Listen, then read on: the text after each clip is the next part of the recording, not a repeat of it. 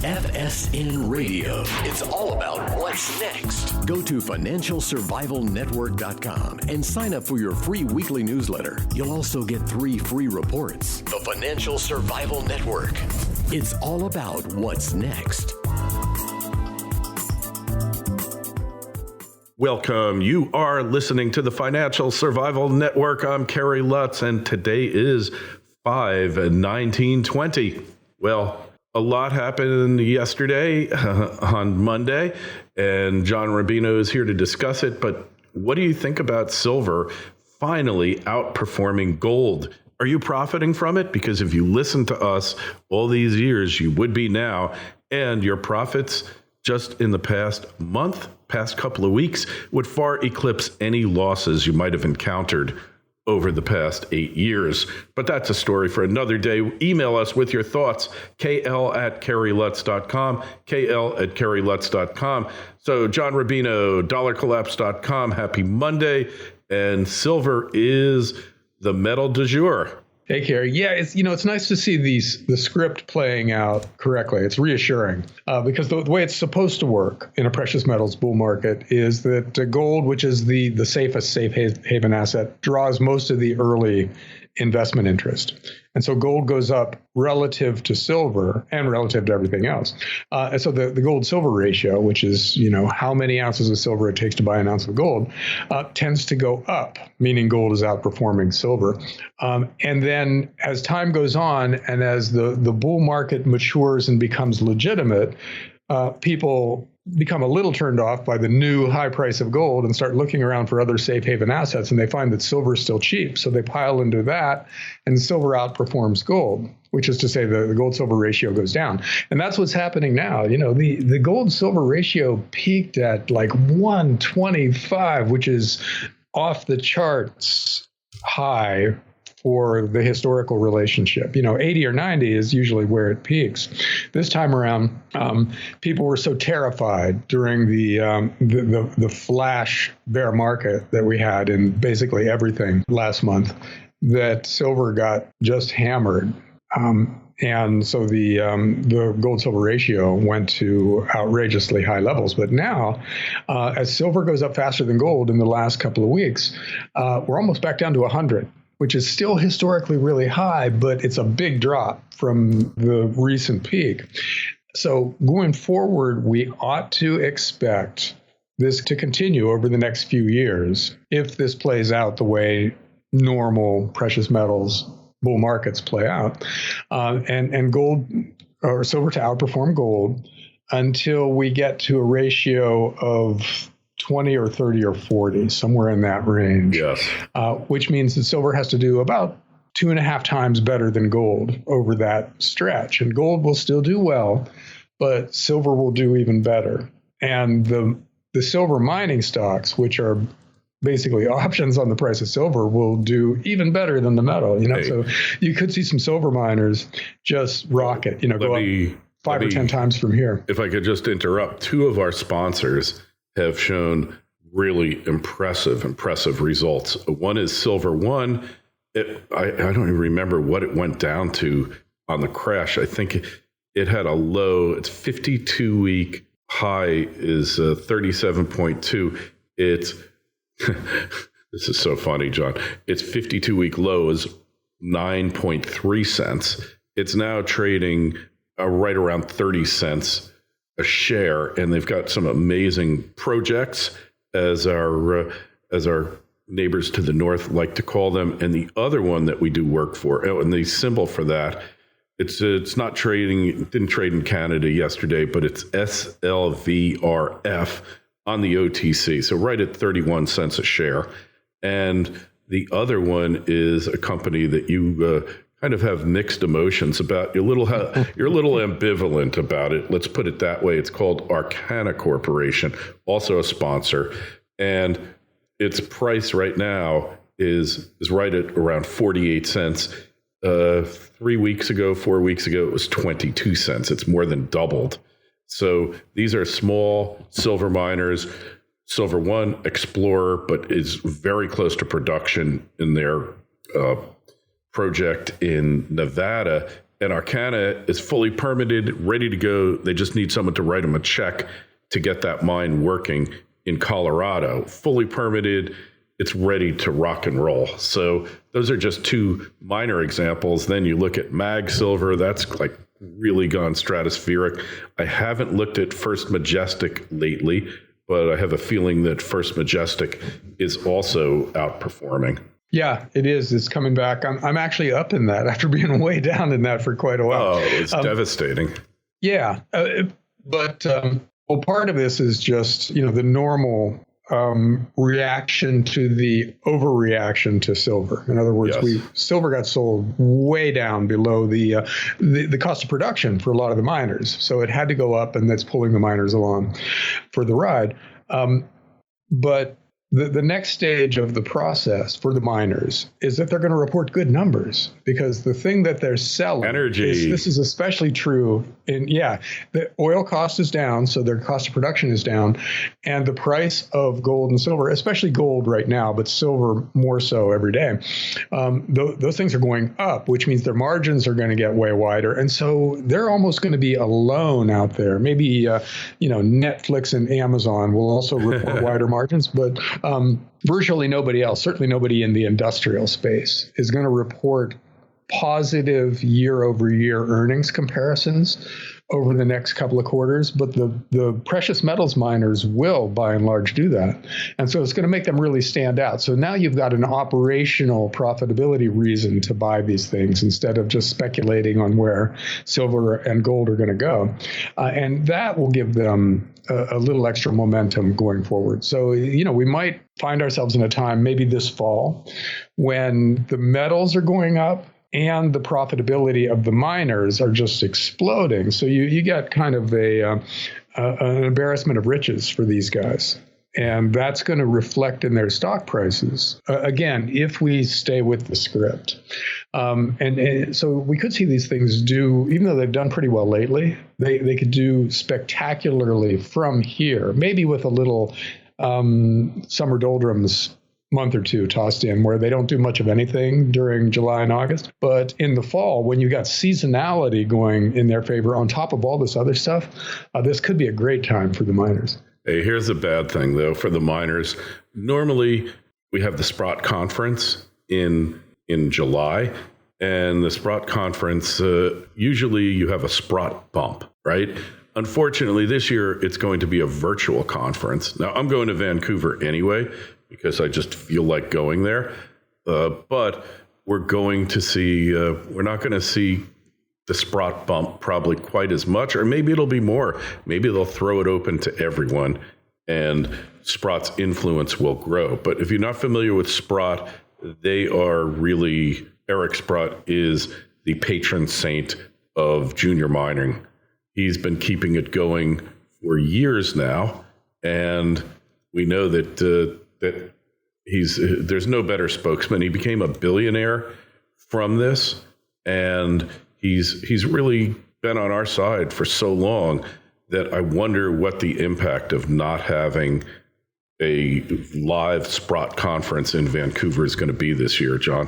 Well, there is so much generalist money out there that doesn't pay attention to these conferences or really to what anybody in the precious metal space says, that when those guys get interested in something because it's going up in a notable way, they swamp any of the stuff that happens within the tiny little sound money community, I think. So I think the bigger story going forward is that people who have not in the past thought about gold and silver, and definitely haven't thought about the gold and silver miners, are starting to pay attention now, because those things are showing up on the the list of best performers of the month, or biggest risers of the day kinds of lists, and so they're seeing these names, these unfamiliar names, and asking their brokers about them, and the brokers are going, well, okay, I can put you in some of these, and so I can get that you kind some of of process that. is happening now. And we're talking, I can get you some of that.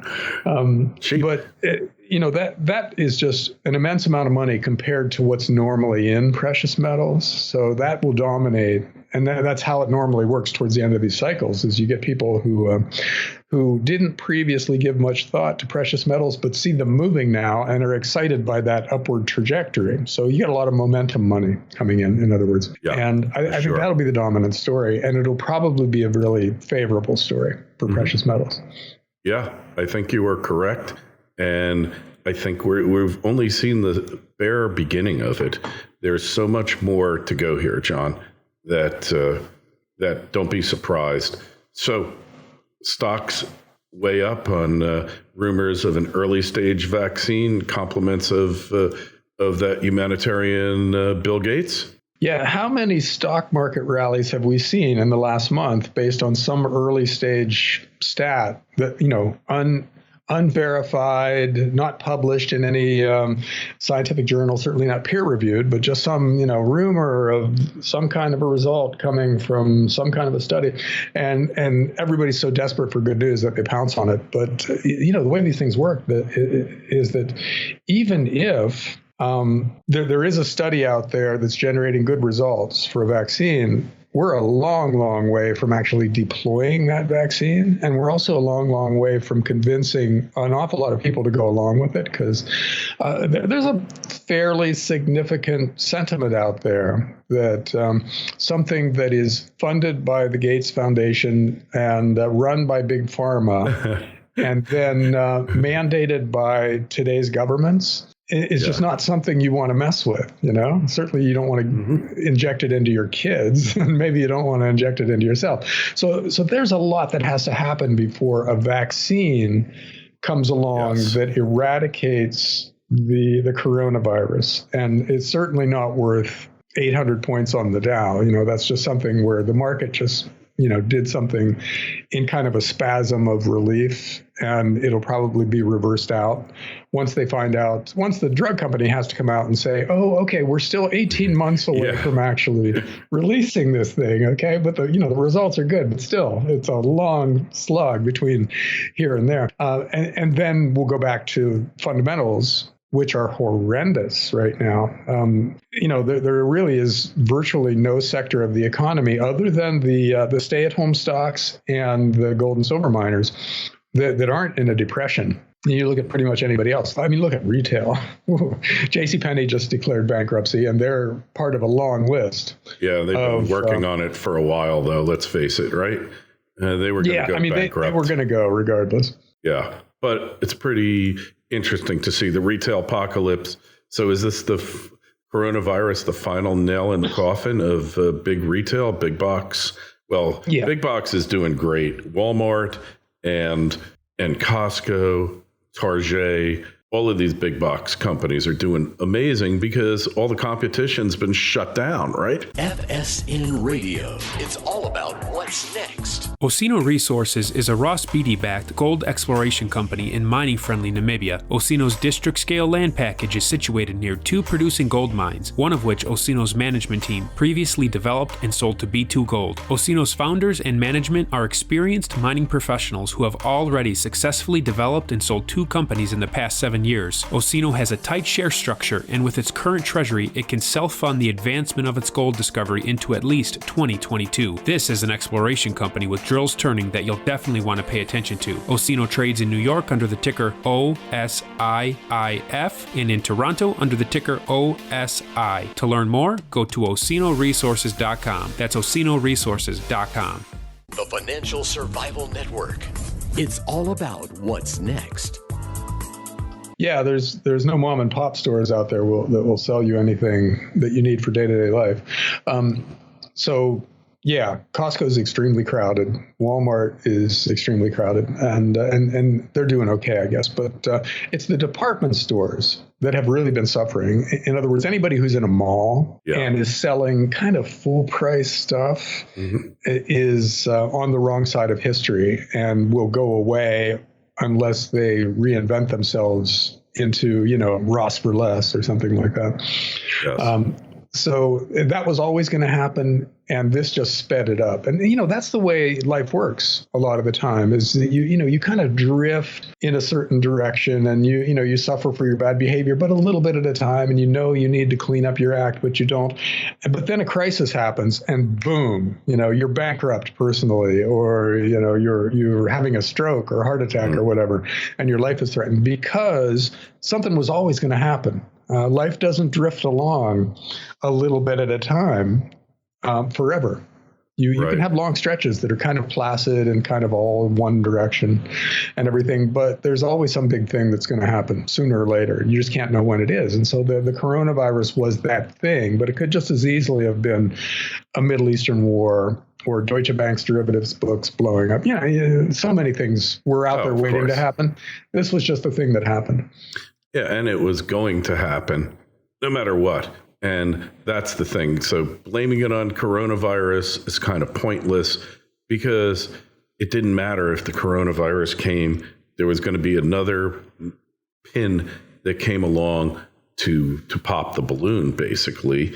And now we're seeing it. So it's real hard, though, because it's like, the Sherlock Holmes book, The Dog That Didn't Bark.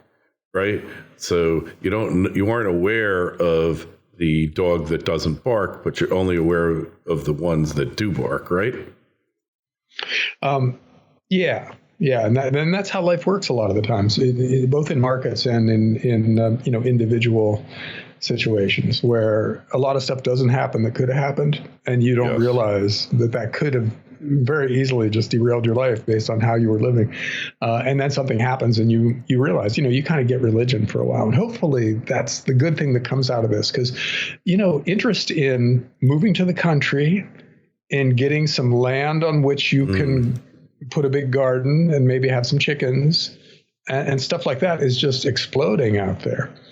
And that's the way people always should have thought and behaved. In other words, we should have been focused on a certain amount of self-sufficiency in our lives to protect us from the inevitable crazy thing that was going to happen out there somewhere.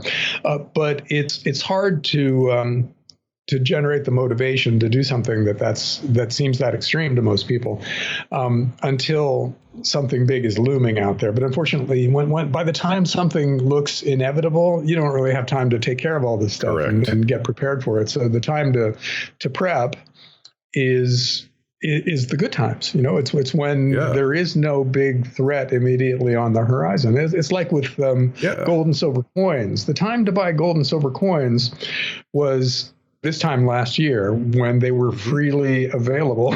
And now, there's a crisis coming. Well, let me go get some gold and silver. Oh, I can't do that, because there's none available and the premiums of what, might be available are outrageous. Hey, it's like that with everything else too. Right. Yeah. In times of peace, prepare for war.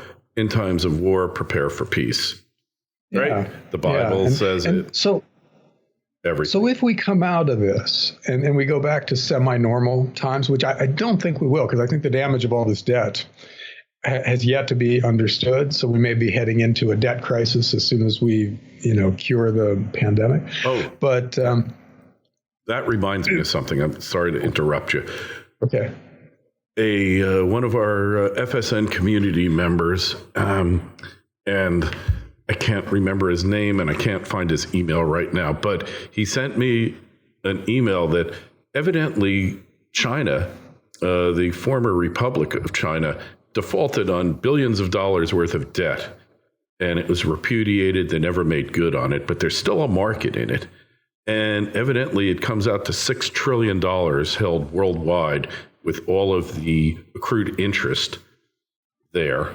And evidently the Chinese were just hoping that the world would forget about all their defaulted debt and let them just take over. And now evidently Trump is on this bandwagon of holding China to task. We owe them $2 trillion. The bonds in the country here, there's probably a couple of trillion in the United States of Chinese bonds. They're held by individuals, but funds have bought them up.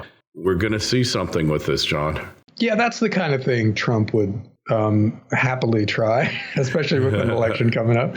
Now, we have to be really careful with this subject, though, because there were people talking about Trump just repudiating the treasury debt that China owns, and in that way, getting back the compensation that we may be due because of the coronavirus, that's incredibly dangerous. Because once you start questioning the value of your paper around the world, then everybody who owns it is going to want to dump it.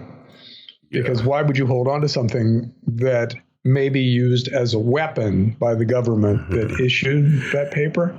So we need to be really careful about that and not make those kinds of threats, because that will come back to bite us big time. Yeah. Now these Chinese bonds that were, these defaulted Chinese bonds, I'm really not sure what the whole international law angle is. I think they're good until everybody agrees they're not good anymore. Yeah. And we still have defaulted, repudiated Cuban bonds trading big time.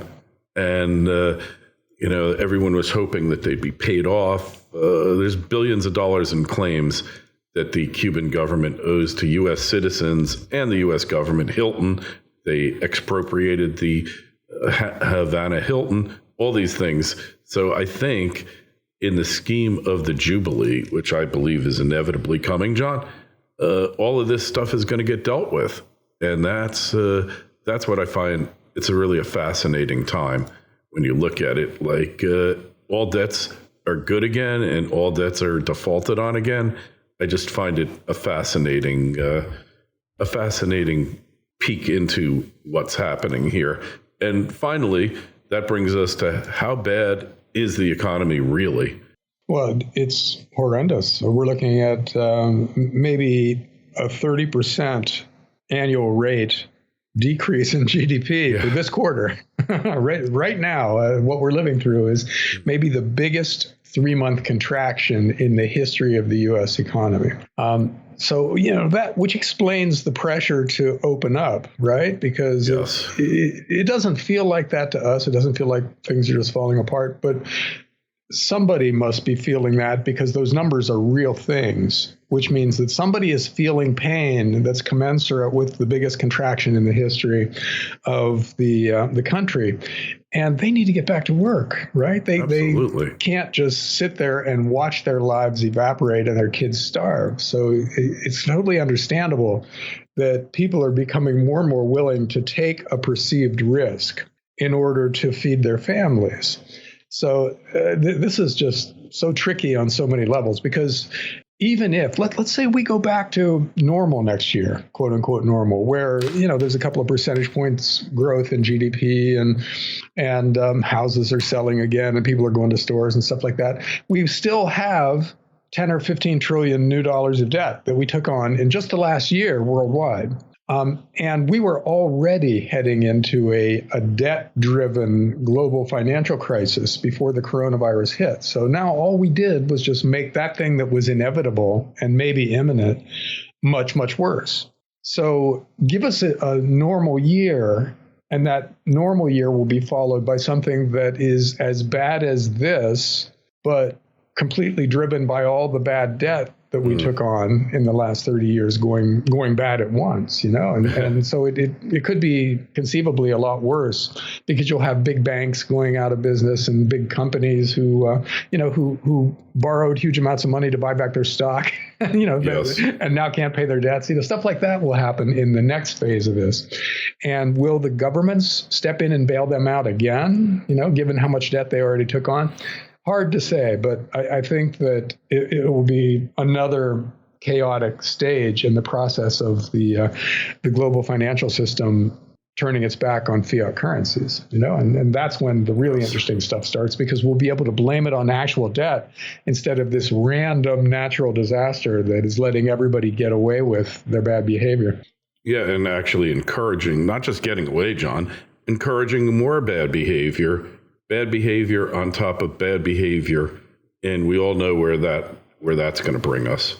Yes, it's going to bring us to really bad times. and much higher precious metals prices. So it's playing out, Kerry. So now we need to think about how you profit from it from here. Yes. And whether there's still time to buy, junior mining stocks or silver eagles or whatever, or if it's now too late in the process to be doing that. And that's an interesting debate to have. And, it's an interesting decision process to go through, like whether we should be still loading up on these mining stocks at today's prices or wait for a correction or just cash out now. It's not 100% clear what we should be doing over the next, say, 3 to 6 months with regard to precious metals. I think longer term, it's pretty much a done deal that they go up. But now it's an interesting trading proposition. Yeah. Yep. I'm inclined to agree with you, and we got to leave it at that. So any of your questions, where you think the economy is heading, how bad it really is? I mean, what's 35% decline in GDP quarter over quarter among friends, right? Just email me, kl@kerrylutz.com. I've got a boatload of emails. I just found a bunch from a while back that I had missed, so I'm going to be answering them feverishly in the next couple of days, but you can email me more. We'll get to them, I promise. kl@kerrylutz.com, kl@kerrylutz.com. Don't forget, take a look at John's site, dollarcollapse.com, and sign up for his free newsletter. Sign up for ours at Financial Survival Network. John, we will catch up next week. It's getting interesting. See you, Kerry. It is indeed. FSN Radio. It's all about what's next. Go to financialsurvivalnetwork.com and sign up for your free weekly newsletter. You'll also get 3 free reports. The Financial Survival Network. It's all about what's next.